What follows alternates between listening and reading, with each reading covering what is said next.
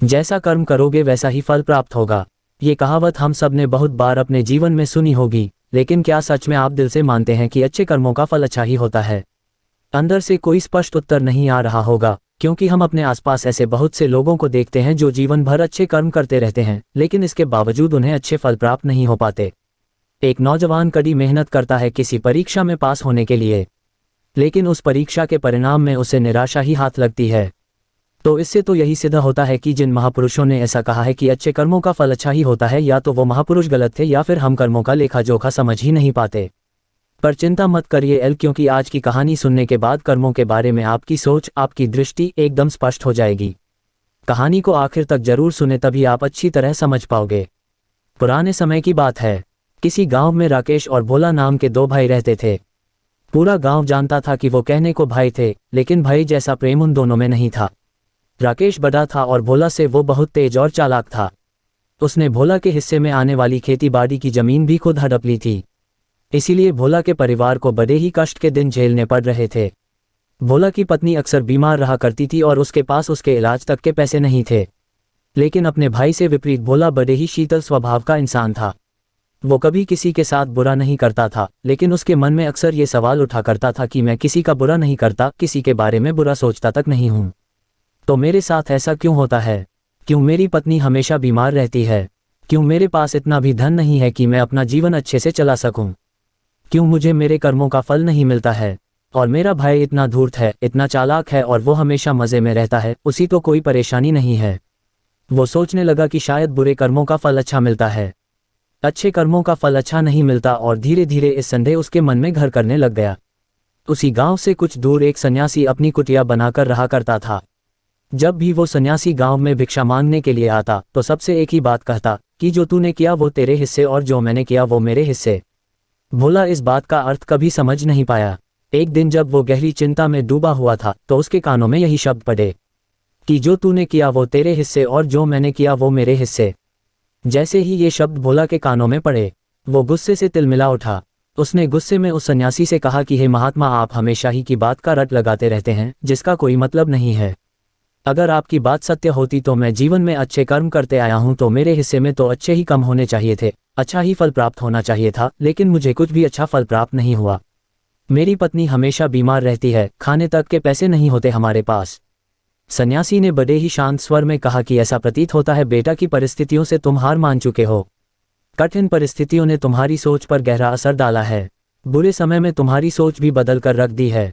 तुम्हें काम करना, आज संध्या समय कुछ फल लेकर मेरे आश्रम में आना, फिर मैं तुम्हारे सारे सवालों के जवाब दूंगा। और ये कहकर वो सन्यासी अपना भिक्षा पात्र लेकर अगले घर की तरफ निकल जाता है।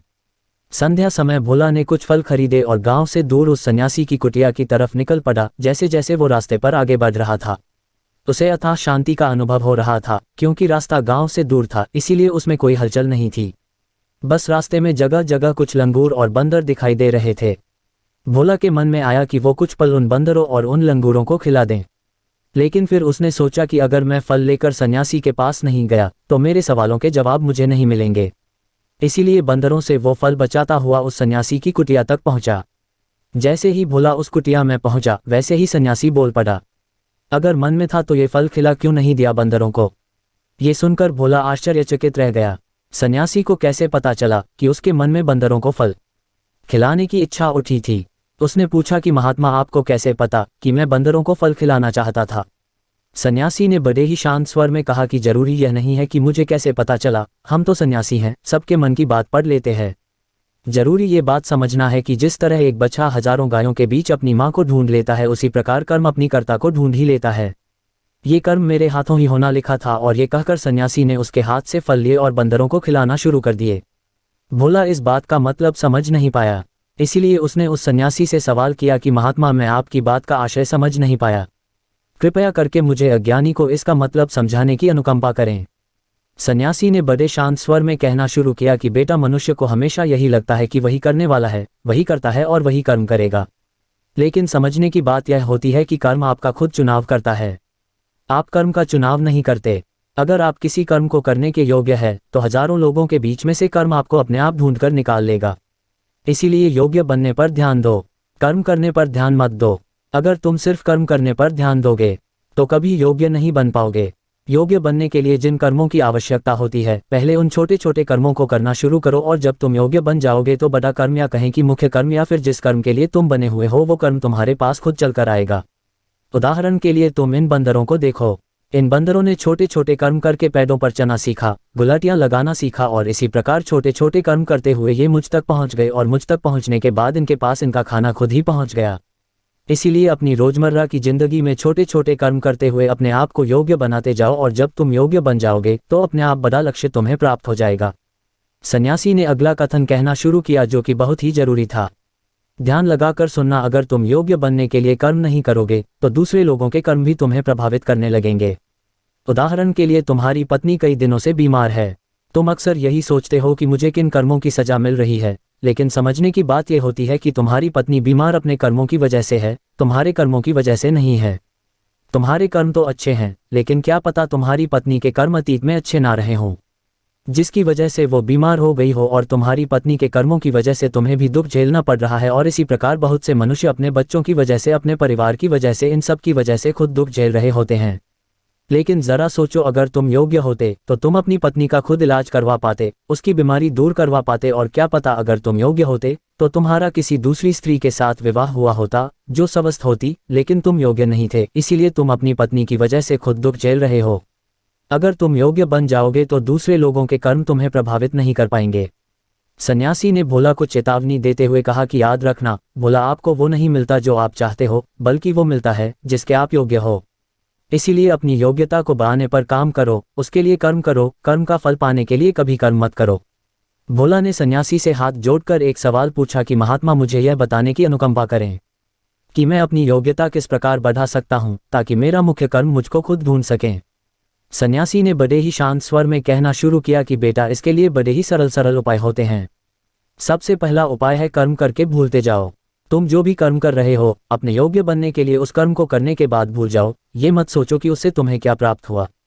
इसीलिए कहा जाता है कि कर्म करो, फल की चिंता मत करो। अगर तुम फल की चिंता करोगे तो वास्तविकता में तुम कर्म कर ही नहीं रहे होंगे। अक्सर मनुष्य की पीड़ा का ये एक बहुत बड़ा कारण होता है। वो सोचता है कि मैं कर्म तो अच्छे कर रहा हूं, लेकिन मुझे फल प्राप्त नहीं हो रहे, और यही पीड़ा उसके मन को ठेस पहुंचाती रहती है, उसको अपने लक्ष्य से भटकती रहती है। किसी कर्म को करने के बाद अपना आकलन जरूर करें, लेकिन फल की चिंता ना करें।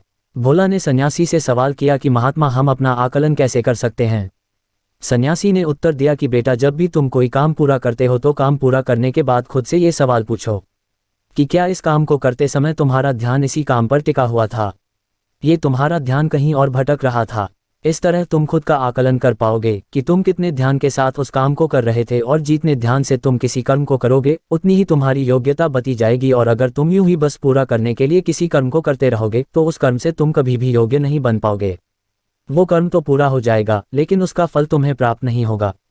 इसीलिए अपना आकलन इस प्रकार करो कि तुम्हारा ध्यान वहां पर टिका हुआ था या नहीं था, या तुम्हारे विचार तुम्हें कहीं भटका ले गए थे, और कोशिश करो कि तुम्हारे विचार अगली बार जब तुम ये कर्म करो तो उसी कर्म पर टिके रहे, इधर उधर दूसरी बातों में भटके ना।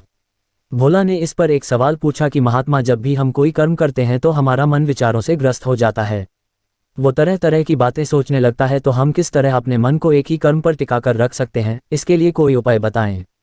सन्यासी ने इसका उत्तर देते हुए कहना शुरू किया कि बेटा, जब भी तुम किसी कर्म को करते समय अपना पूरा भाव उसमें डाल देते हो तो तुम्हारे विचार उसी कर्म पर केंद्रित रह सकते हैं। पूरी निष्ठा, प्रेम और सद्भाव के साथ किया गया कर्म तुम्हारे विचारों को इधर उधर नहीं भटकने देता। विचार तभी तुम्हें दूसरी दिशाओं में बहा कर ले जाते हैं जब तुम उस कर्म को पूरी निष्ठा के साथ नहीं करते, उसमें पूरा प्रेम नहीं डालते, उसमें पूरा भाव नहीं दिखाते। जब ये तीनों चीजें तुम उस कर्म में डाल देते हो तो स्वाभाविक रूप से तुम पूरी तरह उस कर्म में सम्मिलित हो जाते हो और तुम्हारा मन और मस्तिष्क एक ही जगह पर टिका रहता है। सन्यासी ने अपनी बात खत्म करते हुए कहा कि अगर कोई इंसान, कोई मनुष्य इन उपायों का सही तरीके से इस्तेमाल करता है, उनका पालन करता है, तो वो किसी भी कर्म के लिए अपने आप को योग्य बना सकता है। और एक बार अगर वो योग्य बन जाता है तो उसी बछड़े की भांति उसका कर्म उसे अपने आप ढूंढ लेता है। भोला को कुछ फलों के बदले जीवन भर का ज्ञान मिल चुका था, उसे स्पष्टता मिल चुकी थी, उसके सारे मन के सवाल खत्म हो चुके थे। उसने सन्यासी को प्रणाम किया और वहां से अपने घर के लिए निकल पड़ा। रात हो चुकी थी और रास्ते पर अंधेरा छाया हुआ था। वो इन बातों के बारे में विचार करता हुआ अपने घर की तरफ निकल पड़ता है। तो दोस्तों, आपको आज की कहानी कैसी लगी? अपनी राय हमें कमेंट में जरूर बताएं। अगर आपको यह कहानी पसंद आई हो तो इस कहानी को दूसरों के साथ शेयर करें।